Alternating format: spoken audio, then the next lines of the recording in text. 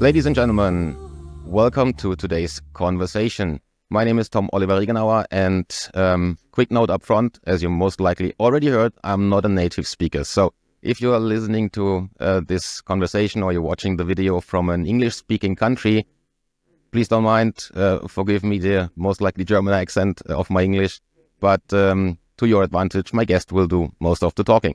So glad to have you here. Our guest today is Hakeem Anwar, CEO, founder of Above Phone, a privacy-focused company based in the US, offering cell phones, but not only, and we'll speak about data privacy and data protection and the surveillance economy, as I call it. But to start off, maybe, and to introduce you a bit more to people, maybe you can give a quick background on, yourself, how you got to do this, how you got to found the company, and why you are focused on privacy and user protection. Guten Tag, Segen, blessings everyone. It's really cool to be speaking to a German audience, so hello to everyone out there. Tom, for the record, I think your English is amazing. Better than some people speak here in the United States. I'm glad to hear that. Yeah, so my journey has been, it's been a little bit of a long one. It's been 5 years now since we started this business, but originally what I ended up doing was helping out activist movements. So I think some of your readers are familiar with people like Derek Bros. It was Derek and I, we collaborated on the Freedom Cell network, and he asked me to help out with the tech infrastructure. And so we did. And that was in 2019. And, the next year, we all saw the world come crumbling down. And so where did we go as all the insanity was happening outside? We kind of went inwards, and we went into the internet to see if there were any insane people still around. And there were, and we were all looking for each other. So we saw a lot of growth of our movements at that time. And then we kind of kept the momentum going. Derek founded the People's Reset, and I helped out with that too. And we've had around 6 amazing conferences so far. And by the time this is published, we'll be having the People's Reset in Mexico again in January. So check that out at thepeoplesreset.org. But this was just throughout all of these experiences, I realized the true power of the internet,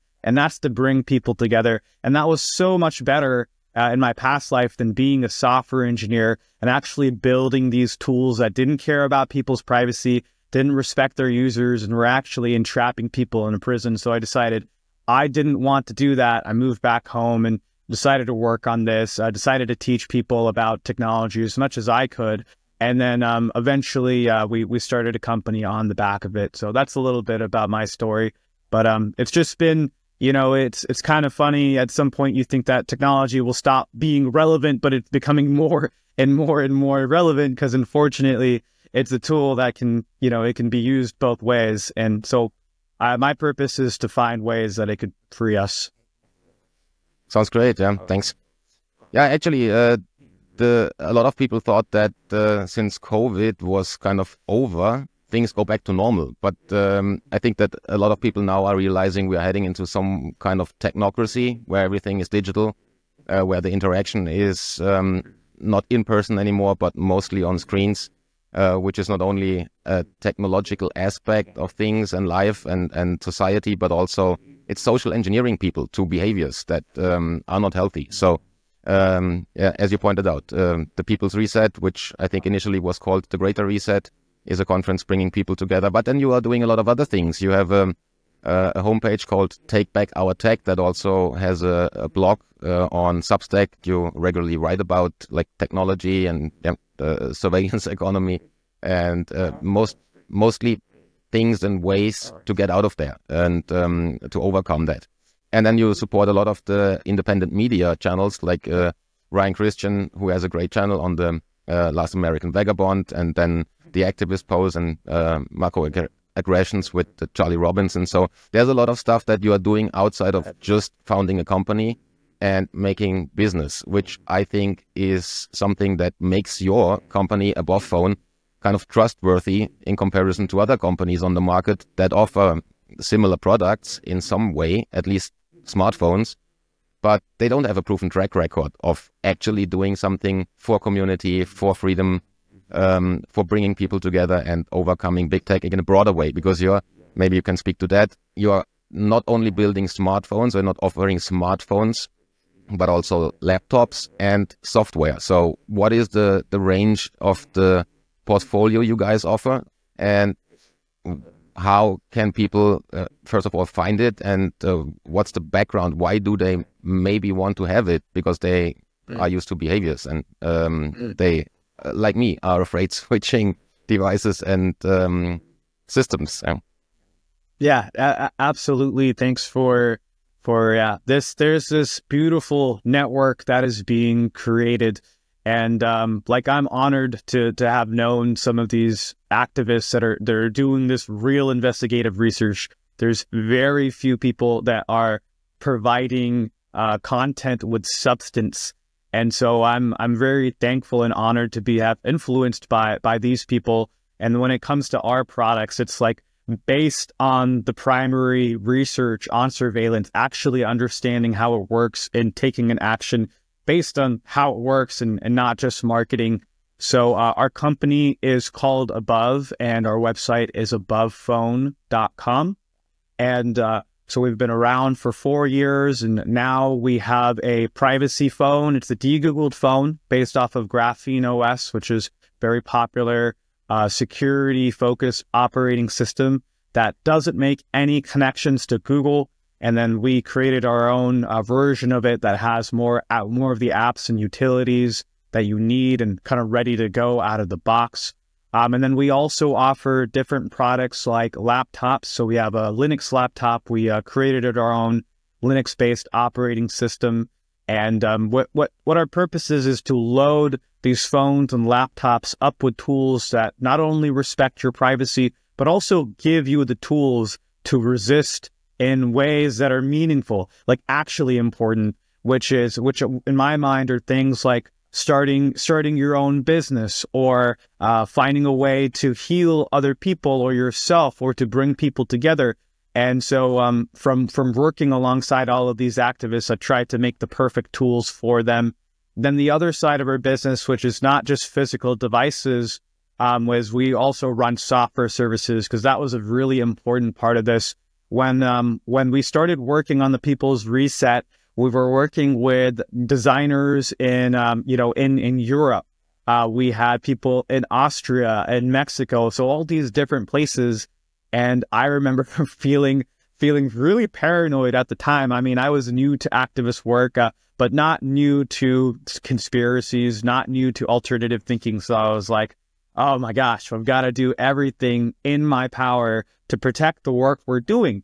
And so that sent me on a journey of, all right, what's the best solution for us to get on a call together in video conference? It definitely wasn't Zoom, as you know, Tom, and you're making all the right moves here.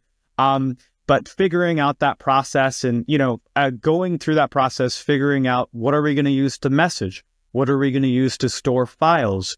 What are we going to use to call? What are we going to use to actually send messages to each other on our phones and laptops? At the end of it, 6 months later, we were like, hey, this is actually really good. Maybe we should productize it and sell it to others. And so we did.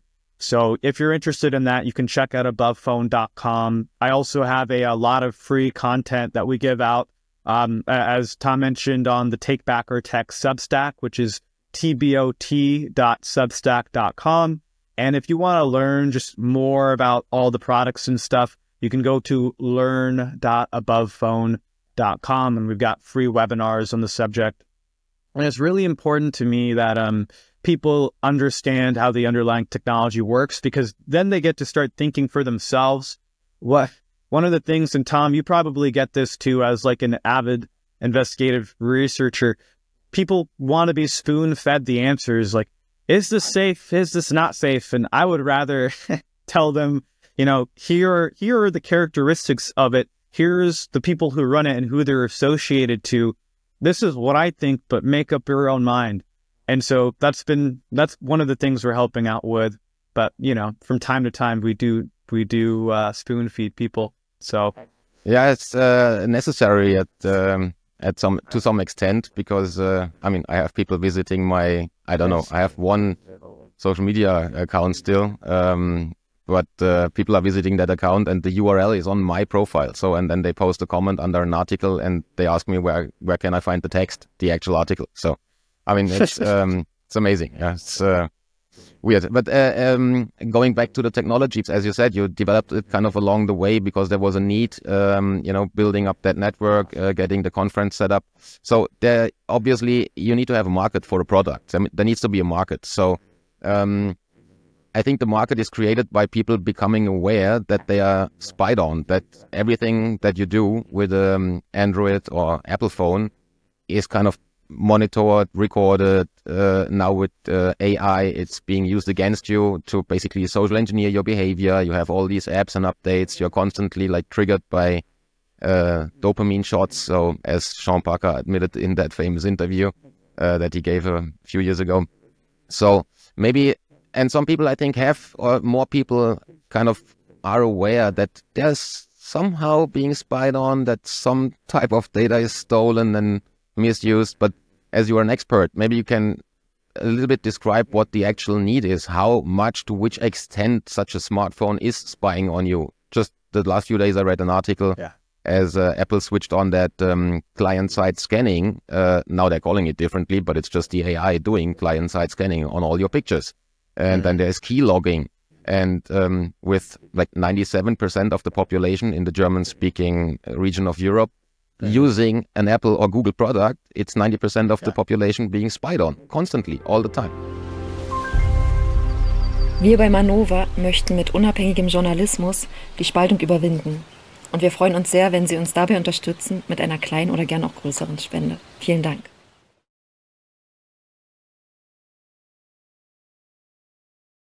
Yeah, absolutely. And I mean, you know, that extends to the whole world. There's 7 billion people, well, more than that now, but there's about 7 billion phones. 99% of them use Google and Apple. So it's a really wide surveillance net that they've casted. And through independent study, there's this one I always mention. It's from the Trinity College in Dublin, Ireland. And they looked at phones in 2021, namely a Google phone and an Apple phone. And they found that on average, it was phoning back home every 5 minutes. And what these phones are doing is they're just keeping log of your unique IDs on your phone. So those could be the IDs related to your phone number or your subscriber, your SIM identity, IMSI number, or your mobile equipment identity number, which is directly related to your phone. In fact, that's the ID you would use if your phone got stolen and you didn't want whoever stole it to use it. You would report that number to your telecom. So all of these IDs and more, such as the IDs associated with like Google Play and Android and your Apple advertising IDs, these are shared and logged every 5 minutes. And different IDs at different times. But the important piece is that these IDs are needed to track you across your usage of the phone, but also your usage in other devices and wherever you may show up on the internet. You go to a friend's house and you connect to their Wi-Fi and you have an iPhone, you are transmitting information about their local Wi-Fi network, right? So through that, they're able to tell who is visiting with who. So it's very insidious. People don't know that these things are happening under the hood. And as you mentioned, it continues to get worse and worse. And the major problem is with all of this stuff is that there are centralized services on normal phones that you cannot shut off. The software is proprietary, meaning that you can't see what's going on. Only Google and Apple developers can see what's going on. And we can only give our best guess as to what is going on, what information is being sent off. Whereas de-Googled phones or open source phones, these are using the open source foundation of Google's Android. And on top of that, all of the connections to Google are being stripped out. Depends which operating system you're looking at, but I'm talking about Graphene OS, where there are 0 connections to Google. We have verified that by default. And then if you want to go ahead and install Google services, you can. You know, there are reasons some people might do that they need to use social media. So one of the things that we champion here at Above is we want to give you your freedom to choose. Yes, it's private by default, but if you need to go into the matrix and do your thing, so many people use Gmail, Google Drive, you can do that. I really don't recommend it, but you can do that. So there's all this tracking happening on the operating system level. Then there's 3 layers. There's the operating system, which we talked about. There are the apps, and then there's also telecom. So with apps, you can go to like the Apple App Store and the Google Play Store. And on average, there are 3 different organizations not related to the app that the app is sending information about how you use the app. There's also this giant market of analytics and advertising providers that will pay app developers to put their software inside the app. And once you give permission to an app, like let's say you give an app a permission to the microphone, then those analytics and advertisers also get the same exact permissions, right? So it's a little bit of a Trojan horse. Those little useful apps that you get are actually collecting a lot of information about you. And because of that, these data aggregators can then package up that data and sell it to the highest bidder. That could be a political organization looking for people that will vote for them, or it could be the government, as and has been in many, many cases now, federal, state, and local law enforcement in the United States using these data aggregators to circumvent our right to privacy and get information about us. So there's this entire ecosystem that's happening. And then telecom at the end has a very long history that they just share data with law enforcement as they need it. So it's these 3 layers that people need to start protecting themselves. And just really quickly, I'll just give the solutions. One, for the telecom, we need to stop using phone numbers entirely. Just don't use phone numbers. The entire the telecom system is not private. All information is being logged, what you're saying, what you're texting, and for that reason, it's kind of dangerous to use it. Now, even now in the United States, recently, and in other Western countries, there's Chinese hackers. They say they're Chinese hackers are hanging out in the telecom infrastructure. We don't know how long they've been in there, really. We don't know the extent of their control, but they are in there. And so now the FBI and many other organizations are recommending that you use internet-based communications, which is what I've been saying for years, and other privacy advocates. So it's really, really strange to see this happen. Yeah, and it's always the Chinese or the Russian, if it could easily be one of your 3-letter agencies there itself, you know. Yeah, but, exactly. Maybe important to point out, it's not only your smartphone itself. There was that, I don't know when and who that was, but I remember that I think it was a mainstream media outlet like the Washington Times or somebody, you know, like New York Times. They did a test. So they went with the car through New York and they had 2 smartphones. One switched off without a SIM card, flight mode, and the other one switched on. And when they came home, they basically had a device that was reading out the data that phone would submit upon switching it on, or you know, what it has been transmitting over the last 8 hours while they were driving through the city. And the astonishing thing was that one that was switched off with no SIM card recorded even more data than the other one. So that's astonishing. People think that they can switch off their phone and they're good, you know, which is obviously not the case. Also, they're interconnected now. So there's these type of mesh networks. Can you maybe explain for somebody who thinks switching off a phone and then, or just using a Wi-Fi and going to the airport or to a protest, having your smartphone with you, is risky if you're using one of these big tech operating systems, because that's definitely something I heard you say as well to not do. Don't take your phone to any kind of protest, for example.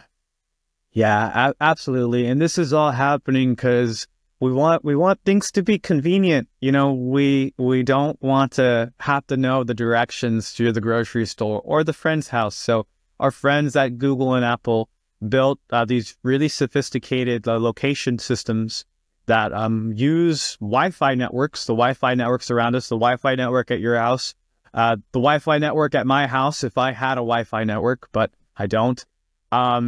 and they use this information to precisely track your location within like 20 feet. And so when you're going out and about, you're collecting these Wi-Fi networks and you're sending them off to Google and Apple, and they have a map of about 2 billion Wi-Fi networks. And there was actually this study done, I'm forgetting the name of the college, but they basically abused Apple's location system because Apple didn't even protect it, and they just kept requesting, they were pretending they were all over the earth and they were getting all the Wi-Fi networks back, and they got 2 billion points.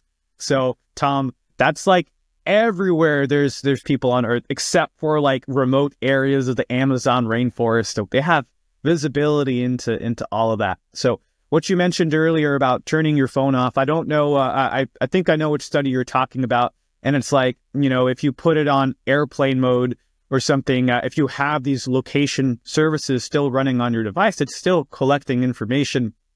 And when you connect it back to the internet, it'll just send it up. And this is those centralized services that do a lot of this heavy lifting. So when you use a de-Googled phone, like the Above phone, there's no Google services installed on it. It's not making any connections to Google. So for that reason, you don't have ads.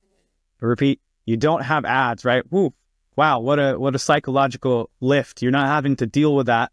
And then you also don't have things like digital payments, which, you know, I think the audience here will be happy to hear that. Some people want digital payments, but that doesn't support it.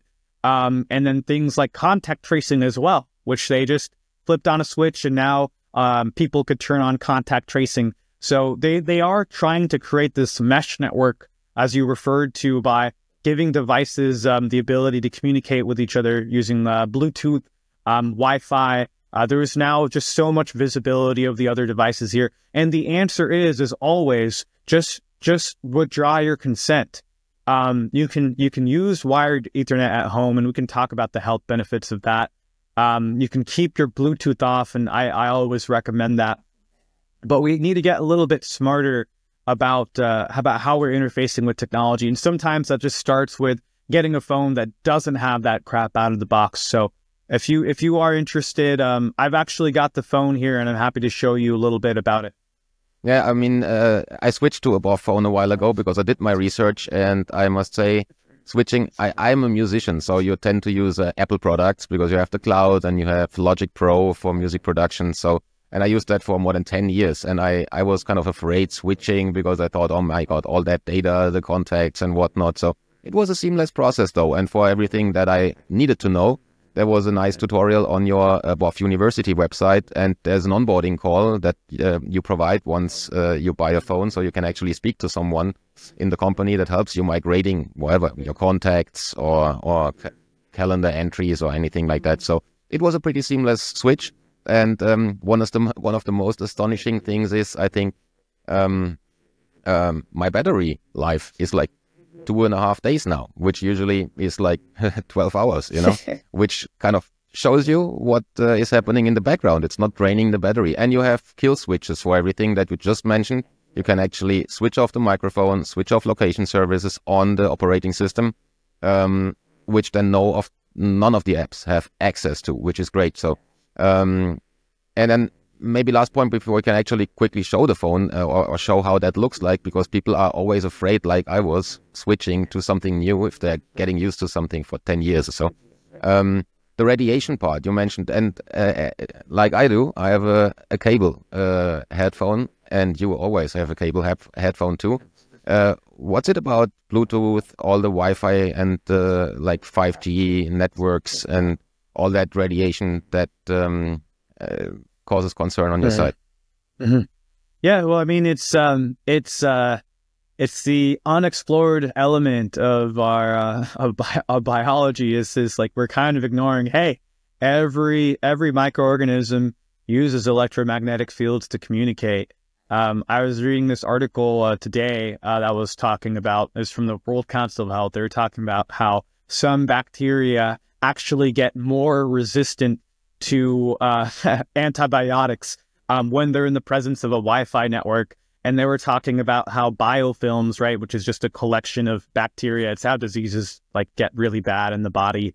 that they actually put out their own frequencies that are similar to Wi-Fi. Like you can actually measure them. So there's this big question mark of whatever is happening with this Wi-Fi. Can it interface? It can definitely disrupt how the cells in my body communicate. And there's so many effects. I could go through them, but there's efforts like the Bio Initiative 2012, which document all of the human effects, animal effects, plant effects that radiation can have at very, very small amounts. And, we have to remember that we're electromagnetic beings. So the more of that you bring into your space, the closer it is to you, the more problems you're going to have. So that's the public service announcement. If you use things like Bluetooth headphones and stuff, maybe research a little bit about it and, think about how you feel. So yeah, there's these aspects why I recommend people go wireless. And then the phone itself too, like you mentioned, you notice your battery life going up because it's now not communicating all the time in the back end. So yeah, like I feel like technology is going to transform the way we're interacting, and there is going to be a little bit of a divide where the people who, this is not as important to them, these ideas are not so important to them, could drift more into the transhumanistic phase, be totally connected to AI, wear more Bluetooth things, have an internet girlfriend or boyfriend, all those types of things. They won't even need humans, whereas the people, technology is good up to a point. We want to appreciate it for what it is, but it's really just a way to build more human connection, to live here in the real world. We'll hopefully be using tools like Above Phone, like the Google phones and alternative networks. So with that being said, can you see the phone? I do think as we're doing a split screen recording, you should be able to see the screen. So let's go ahead and have a quick look at what Graphene OS on your end actually looks like and make people aware of the not existing difference between their current smartphone and an Above phone or a Graphene OS operating system. Absolutely. There's nothing like actually seeing it in person. So this is a phone I have right here. And the first things I'll point out to you are these kill switches that Tom was talking about. So you can turn off the microphone access, you can turn off the camera access, you can turn off the location. And yeah, it turns it off for all of the apps on the phone. You'd have to come back up here and re-enable it if you want to use it. You also notice too, in the corner, I've got this phone connected to Ethernet. So that's how we use all the devices here at this house. They're all connected to Ethernet. That makes it a lot faster. And when you have Ethernet, you can do things like have internet phone calls. So I'll get to that in a second. So if you've ever used Android, this looks very similar and feels really similar. Again, it's more about what it doesn't have than it does have. But there also are some really cool features that it does have. So I'll give you an example. This is Telegram, which some of you might have heard of, and maybe are a little bit less trusting now that Pavel is on France arrest in France. And who knows? I mean, he's giving more information about his app to different authorities. So you can choose what permissions Telegram has access to. And you can do cool things like if you do want to give Telegram your contacts, which I wouldn't recommend that. I would say try and avoid it for any app. Telegram allows you to add people's usernames. You don't even need to give it contacts. But if you do, you can choose which contacts you want to give it access to. So this is something called contact scopes. This is a Graphene OS feature. And so I can actually pick from my contact list, all right, I'm going to give access to Dave and George Walker because I think they're on Telegram. And that way, Telegram doesn't have access to my entire contact book. Now, Telegram isn't the biggest offender here. It would be apps like WhatsApp or even Signal, which really want your entire contact book in order for you to find other people. And with your contact book, they get the ability to market to more people and also know everyone that you know because they're responsible for connecting you with other people on the platform. So they know exactly who is talking to whom, even if they claim they've got end-to-end encrypted messaging. And so that's one thing to think about. It's law enforcement or like intelligence agencies have said before, it's not so much about the content of the communications more than it is the metadata who is talking to whom and when they're talking, where they're speaking from. So with this phone, your ability to even do things like remove the internet from a lot of apps. And this is really, really good because a lot of apps don't need internet permission, especially the apps on the Above phone. These are all apps from with the exception of one, these are all apps from an open source app store called F-Droid. And if you use an Android phone, maybe this is something you could do right now. You can install F-Droid and start using some apps from there. I'll show you one from F-Droid that's really great, just called NewPipe. And so here I'm looking at the Manova Magazine YouTube channel, and that's awesome. So if I want to check out some interviews here, what I can do is I actually have more features than I would using the YouTube app, because I'm not going to pay anything, and I can still do things like download the entire video, which is really awesome. I can listen to it later, or I can play it in the background. And it's crazy because the official YouTube app doesn't let you do this unless you pay, what is it, like $8 now, or how much ever. Yep. So yeah, it's really cool to do things like that. And you can still subscribe to people, but you don't have a YouTube account, you don't have a Google account, you don't sign in, yet you can still see all the videos you want to see. Yeah, that's one of the apps I really like because it has actually has better features than the original one that it's built on, kind of, or that it's mirroring. Especially that playing in the background function. You don't have to have your screen on, doesn't drain the battery. You can just listen to something or even download it while having a quick internet connection, then switching the network off again. So it's a fantastic app and it's open source. Absolutely, yeah. And then the open source part is the important part is all these apps from F-Droid, they must be open source. Whereas you look on the Apple App Store or the Google Play Store, most of those apps are not open source. You don't know what they're doing exactly. And unfortunately, I used to develop and publish apps. I still do. But the first thing you do when you publish an app, they come to, can I put analytics and advertising in your apps? I will pay you $350. And, depending on how much you need the money. But anyways, so this is another app that's really cool. It's the Aurora store, which Tom, you know about this one. This is a private way to download apps off of the Google Play Store. So for those people saying, I need X, Y, and Z app for work, I need Microsoft Teams or whatever, which is gross. I'm sorry. I feel sorry for you, but you can still get anything you want. And the cool thing too, if I might throw in, before you install one of those apps that are kind of from that Aurora store, like the poisonous ones, you can create an isolated profile. So I'm having my normal profile, Tom or something, and then I have an isolate profile, which is, as you pointed out in some other conversation, a phone in a phone, basically. That profile doesn't even know my contacts. It doesn't have access to anything besides the internet when I'm allowing it. So I can use Outlook for my work. I can use like Twitter or something, X. Without that app knowing anything about my other parts on the phone, it's like in a sandbox. It's isolated. So that is where you actually would want to download these like big tech apps. 100%, Tom. Yeah, these junk food apps, these big tech apps. So you can see what Tom is talking about. We've got 4 different users. You can have, these are separate encrypted containers. You can put the apps in them. So what you might do instead is you'll take this app like this.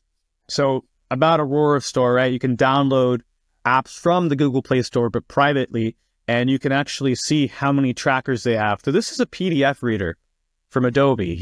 What does the PDF reader really need? Well, it has all these other companies. This has actually gone up. It used to be 8 trackers. Now it's 9. So that's why improving. It's improving. It's been more transparent with other people. So that's why we prioritize apps on F-Droid. And then if you're using a junk food app, you can create this sandbox and switch over to it anytime. You can use a different VPN, all those sorts of things. So that's a really, really cool feature. And maybe one thing that is important for people also, one question that will definitely come up in the comments most likely is, I need Google Maps. I don't find the next train station without my apps, because that's how those people look like with the smartphone in their face all the time. So a lot of them are actually not finding something if they don't have Google Maps. So. What is the... Oh, okay. I should have downloaded a map for Germany. right now, but I'll give you guys an example. Well, actually, Germany is a lot better about this. I was actually really happily surprised when, I was in the UK and I haven't been to Germany yet, but I have a feeling OpenStreetMaps is going to be a lot better than it is in the United States. This is an open source map that anyone can contribute to, and you can add different points of interest on the map. So this is in Tennessee that you can see this map, but I believe in Germany it's going to be filled out at least more stores, landmarks, and things like that. So this is an app that comes on the Above phone. The way it works is, here, I'll scroll out here, see if I can go over to Germany. You actually download it and you can use it without the internet connection. And I tried it I'm living in Switzerland actually, but I am German that fled Germany 15 years ago. And I did download the apps and they are very populated. So you have a lot of the stuff that you would find on Google Maps also on that application. So I compared it to the US where it's in some areas pretty empty, I would say, or it needs improvement. But over here it's actually usable. So works fine. Man. 100%. So yeah, this is, exactly. Like I'll scroll down to this and eventually it'll prompt me to download the map, or I can just download it for my options. But it's really nice. It works really well. There we go. See, it's download the Upper Bavaria map. So you just download it and you can download the maps of the entire country, put your phone on airplane mode, and then take a road trip. Like really, it downloads it directly to your phone.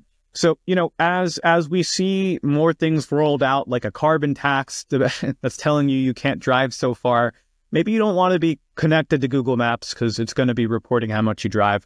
So this is a really cool app. And the really cool thing about it too is you can also create your own maps. So here in Tennessee, you can see like I'm putting down different areas that I'm finding food. Like there's berries, there's mushroom picking. So I'm just adding this to my own map. Eventually, you could grow this out to, hey, here's my milk provider, or here's who I go to fix my car, and you can actually save this map, this group of points, and you can share them with other people. So I always promote that as a solution for different freedom cells to do. You trust people, you can let them into your inner circle, and not have to rely on Google Maps so much. Yep. And other than that, my user experience is the usage of that ecosystem. It looks a bit different here and there because I'm used to iPhones before, so I was used to iPhones, but there's no big difference. Like after 2 days or so, everything is as fluent as before, and I'm using it as much as I did before. And again, I have 1 day more, at least, of battery life. I'm not being spied on, and there's all the functions that you need, from a good camera to albums to music, music apps. People are afraid though that they are losing their like Apple Music or Spotify playlists if they switch to a different operating system. But as we just pointed out, you have in Graphene OS, you can create that isolated profile where you can actually download Spotify and have your playlist still, or your Apple Music. I have that on my isolated profile as well because I have a hip hop playlist that I generated with all my favorites that I need for sport, and it's like 12 hours. I'm not pulling that together another time. So then I'm using that, but it's basically seamless. So everything you had before, you are going to have after switching over to a different operating system. You just have to do it. Absolutely. Yeah. You're not going to lose out. So yeah, this is in another language here. I don't understand the language, but this is kind of an example of switching between profiles. I've got this secondary profile, which I can install anything I want from the main profile, and then I can just switch back to the looks like Polish or something. Yeah, I think I set that on accident. And then we're back, and that's how easy it is. So there's one last thing I want to show you, and then we can just keep talking. But there's also this this messenger that I'm recommending that people use. It's called. A lot of people are recommending messengers now. This is one that's been around for over 20 years, and the most important part about it is it's decentralized, so that people can run it themselves, and they can be fully responsible for their own communications. So this communications protocol, it's called XMPP. We run our own XMPP server here in America. It's part of our Above suite of software services. So for $100 a year, you can get access to this, video conferencing, VPN, a lot of other stuff. But the really cool thing about it is you can send end-to-end encrypted messages. to people. So, but also to phone numbers. So you can actually bridge out from this encrypted messengers to the phone network. You can see this number that looks like a phone number here, kind of looks like an email, but you can pick any phone number you want, and then you can send people text messages. It also works internationally. Now, the only thing is, for the German audience, you can't get your own German number, but you can get a US or Canada number, and you can communicate with German numbers. So that's really cool. So like I could call real phone numbers and have that call happen, or I could voice out a message saying, I'm really excited to connect with this person. And this is a voice keyboard, an offline voice keyboard that you can use too. So there's a bunch of really cool tools that you can use, and we teach you how to do all of this. Like Tom mentioned, we have the free support call with a real live person. Will help you set all this up. Will help you move your files from your old phone to your new phone. And yeah, I think you're gonna like it a lot. There's a lot of new technology that it's not just an alternative; it's better than big tech, and that's what we're trying to achieve here.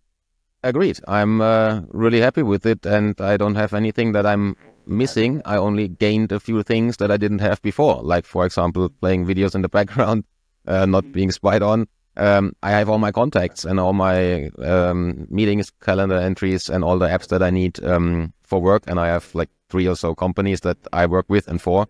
So there's a lot of stuff I need to do, and it works seamlessly. So, and I can do banking and everything that I was used to do on my other phone if I'm traveling, since I'm traveling a lot. So maybe going back to the human aspect and problem of this, people are afraid of that move, but everybody is complaining about things are getting bad. You know, there's a lot of politics and war and genocide and surveillance. And the one thing that you can actually do something about it on short notice and for little money in comparison to other stuff is getting a new phone or getting a new laptop. And maybe realizing that you have an idea that is worth, deriving a company from it. But people are afraid. They need a bank loan.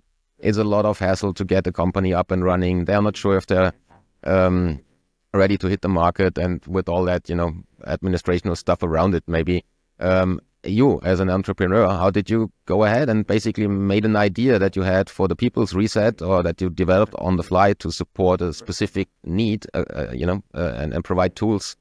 How did you go about founding the company and financing it and stuff? Yeah, I knew that. I knew that as I kind of got deeper and deeper into it, and as I said more crazy things about big tech and the government, that my traditional software engineering job was like off the table. As blackballed. There was a certain point in time where I'm like, yeah, I'm probably never going to get a normal job again, and so hey, we have to do this now. So I tried, we tried a lot of things, consulting, building websites for other people at the time. And what I would recommend to people is, even without the business license first and all of these types of things, bring value to someone and to the point that they pay you, and just try and get profitability from day one, and you'll know you have an idea. Whether it's selling food that you grow at the house, or whether you're doing counseling for people, just ask to be paid for your services and sell yourself. And once you got your first sale from that, I mean, that's just showing that there is a market, no matter if it's big, no matter if it's small, and then you can kind of go farther into that. But depending, like I'll say, the legal climate in the States, it's getting worse. And I think we'll talk about how later how these technocratic controls may make things worse for us. But I think that we need to have a balance of the registered businesses and also the private side of the businesses, where we're working through natural law and we're just exchanging with our friends, whether that be gifts or donations. We need to have a healthy aspect of both, because we're moving through a transition right now where we're seeing a lot of these failed structures, and now is the time to build the new structures, because we know the bar is very, very low. So my story is essentially, we had these skills to build websites for people, and that's what I did starting out. And I did this for maybe 2 years, and some things worked really well, some things didn't work really well. So eventually we pivoted to doing the phones. And I had help along the way. I put in a lot of effort with people, and I just had to ask at the right time to get a little bit of help and financial support, and I received it. So I guess that would be another tip. Make friends with people who are fluent and can help you do these things, and show that you've got something powerful that no one else can do. Because I think a lot of people can. People sell themselves short, but you look at the government, and the bar is so low, right? What aren't they ruining, really? So if anyone wants to step up and take the reins, a lot of people, including myself, are happy to support. And I think that's what people are going to find. So if you guys want to learn a little bit more about that, I will be doing a course on an open source business at some point in 2025. Just if you want to hear more about that, you can join our email list at abovephone.com/subscribe, or just go to our website and sign up to the mailing list. But this is something I want to talk about, and I feel like a collection of businesses together and organizations together is one of the only ways we can resist and get organized to this massive technocratic state that we're facing. Yeah, for government specifically, it seems that incompetence is the most important competence to be successful. Yeah? But as you said, it's about encouraging people, because nothing changes if you don't actually do it. I mean, it's about people, taking action, not only to switch their smartphones, but making an idea, a business, making an offer to the world, and trying to, realize, to bring to life what you are able to do, using your skills. And a lot of people are just, 9-to-5 jobs, sitting there with stuff, working on stuff that they don't like. But that being said, we are in a difficult time, and a lot of people have hope that the new US government, obviously from Europe, you are always still looking at the US, because it's the Anglo-American or American empire, however you want to put it, but anyway, you want to start historically. But things are moving into a new direction. There's more conservative and liberal people, supposedly liberal people, like Trump and his J.D. Vance, who is steel-backed, obviously, and there's a lot of stuff happening with Elon Musk, and talks about AI, and the technological aspect of this will be AI, which is maybe good for cost reduction and less human workforce. But in the end, it seems as if it's still getting to a point where there's more government and more control. What's your take on AI? It can be, as you pointed out before, technology can be something beneficial, but it's like a hammer. You can use it for putting a nail in the wall, or you can hit somebody on the head. So it depends on what you do with it. So what's your point on AI and how it can actually benefit people? Or is it something we should avoid at all costs? I think it's something we should learn about. Absolutely. And I think that if you're deciding to do something with AI, you should do it in a consensual way. So with us, we've been very slow. I mean, we've researched a lot about it. We've played around with it, but we haven't released any AI product quite yet, because we want to be sure that it's working fully, and then it's also in alignment with our values. But for people, I think they should check it out. I think that anyone with a computer right now that's got 16 gigabytes of RAM can download LM Studio, which is an app to use local large language models. And you can download all sorts of different models. Well, I'm not recommending that you don't, this is not legal advice, but you can get one that knows and is trained on laws and contracts. And you can ask it for advice on what type of clauses should this contract have.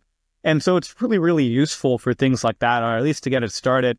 And then there's also, there's ones that can help you plan your business, or there's ones that will help you get your writing project started.